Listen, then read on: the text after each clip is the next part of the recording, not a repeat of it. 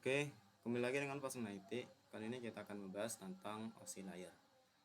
OSI merupakan kepanjangan singkatan dari Open System Interconnection yang merupakan salah satu model umum pada suatu jaringan yang digunakan untuk membangun suatu jaringan. Agar apa? Agar dapat saling terhubung walau berbeda vendor.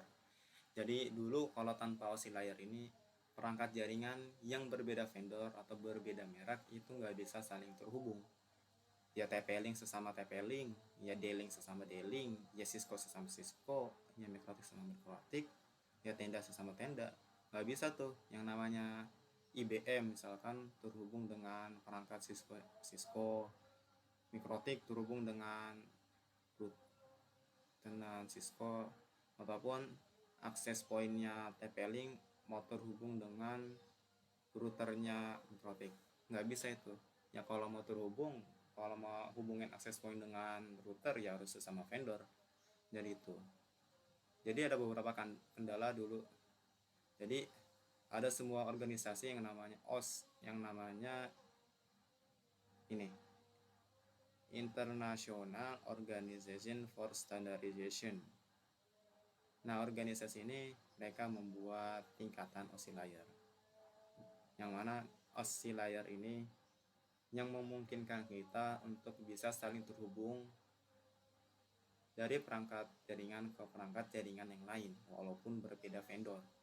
Jadi dengan adanya OSI layer ini, walaupun akses pointnya mereknya TP-Link, dia ingin terhubung dengan routernya Mikrotik, itu ya bisa karena sudah ada yang namanya OSI layer. Oke, jadi OSI layer itu ada 7 tingkatan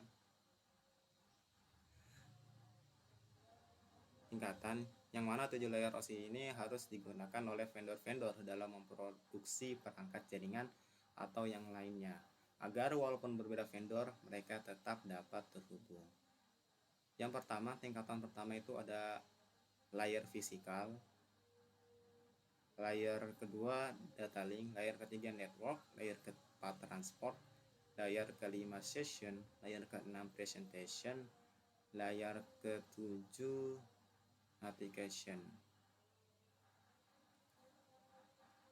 Kalau gampangnya kalau mengingat itu bisa namanya anak Pak Soleh tidak nakal dan pintar.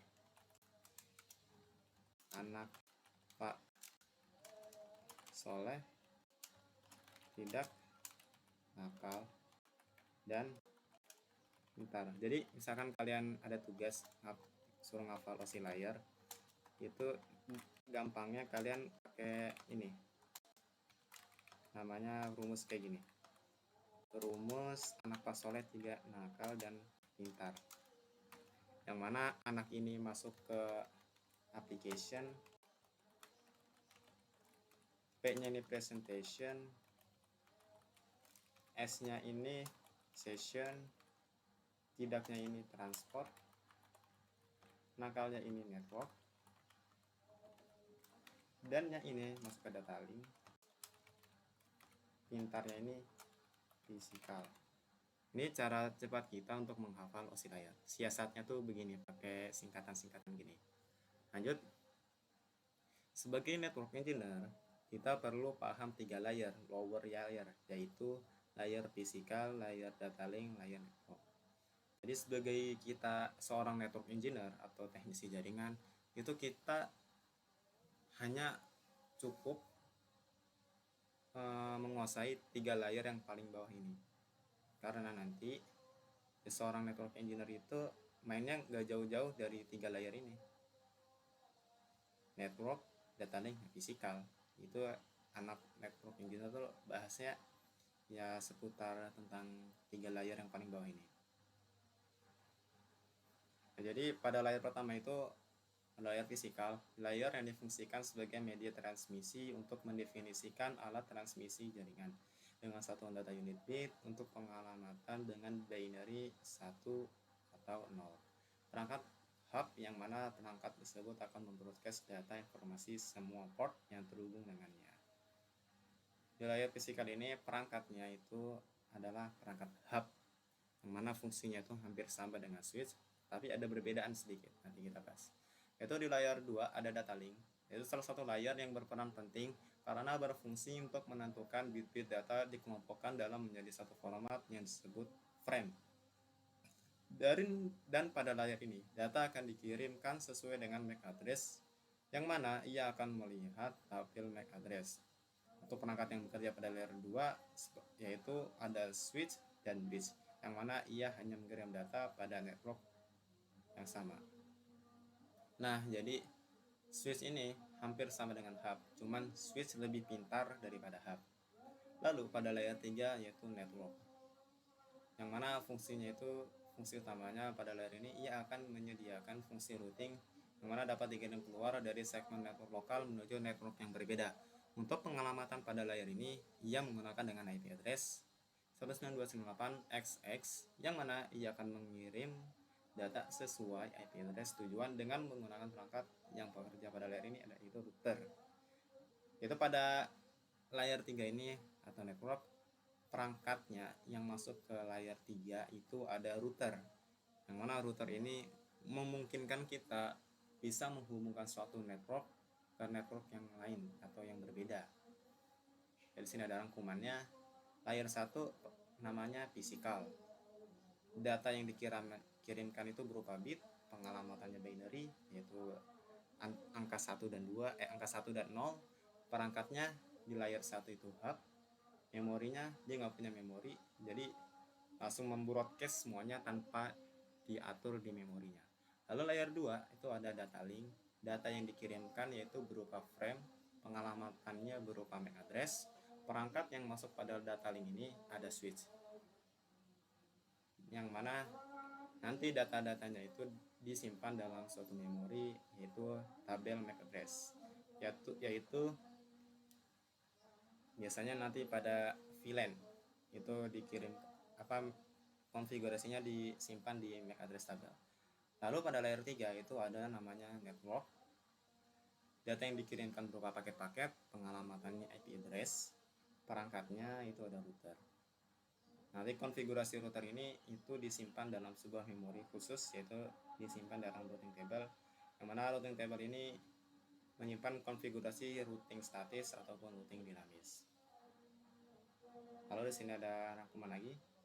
Layer 1 konektivitasnya antar network yang sama, pengiriman datanya broadcast ke semua port. Nah ini kenapa broadcast ke semua port, karena dia tidak ada memori yang untuk disimpan. Jadi dia ketika ada yang dikirim ya di broadcast semua. Mau kirimin kemana yang nggak ada yang mau dikirimin, orang nggak ada memorinya ya asal kirim ya kirim aja semua gitu. Layer 2 antar network yang sama, yaitu switch berdasarkan MAC address tujuan. Ini sedikit pintar dari layer 1. Jadi switch ini nanti untuk menghubungkan antara network yang sama. Jadi /24 dengan /24, /23 dengan /23, /25 dengan /25, seperti itu. Adapun layer 3 yaitu konektivitasnya antar network yang berbeda. Pengiriman datanya berdasarkan IP address. Jadi perangkat router ini konektivitasnya itu untuk menghubungkan network yang berbeda. Misalkan /25 dihubungkan ke /27, /26 dihubungkan ke /28. Itu bisa dengan perangkat di layer 3 yaitu router. Oke. Nah, physical termination nanti layer 1 ini biasanya itu kan sebagai penghubungan perangkat. Itu ada kabel. Kabel-kabelnya itu ada banyak, ada seperti kabel RJ45, RJ11 telepon, kabel koaksial, kabel fiber optik. Lalu untuk jaringan sendiri itu terdapat beberapa device yang wajib kita tahu, yang biasa kita akan gunakan untuk membuat suatu jaringan, seperti router, switch, hub, wireless, dan lain sebagainya. Router ini berfungsi tidak lain yaitu digunakan sebagai device yang menghubungkan kita ke suatu jaringan yang berbeda segmen dengan mendistribusikan IP address. Switch fungsi perangkat ini merupakan salah satu perangkat yang digunakan sebagai penghubung antar network satu segmen, yang mana ia akan mengirimkan paket data melalui mekanisme bel. Jadi untuk oscillator kita cukupkan sampai sini. Jadi jika kalian masih kurang paham, kalian bisa putar 2 kali ataupun 3 kali. Ataupun jika kalian masih tidak paham, kalian bisa tanyakan di kolom komentar. Oke, sampai jumpa di video selanjutnya.